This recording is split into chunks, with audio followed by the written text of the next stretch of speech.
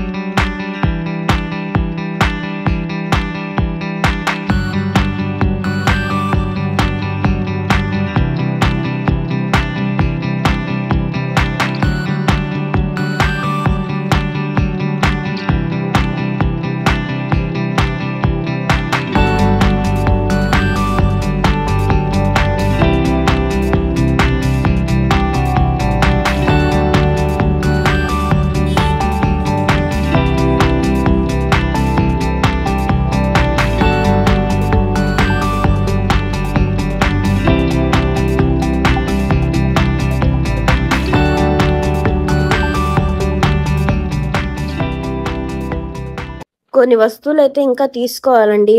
ఆ ఎండకి ఏం అర్థం కాలేదు. ఎండాకాలం వచ్చేసిందిరా బాబోయ్ అనిపించి ఇంటికి వెళ్ళిపోయాము. సాయంత్రం అయితే కొన్ని పిల్లలకి తీసుకోవాలి అని చెప్పేసి కొన్ని వస్తువులతో అయితే ఇంటికి వచ్చేసాము. ఇదే అండి మా షాపింగ్.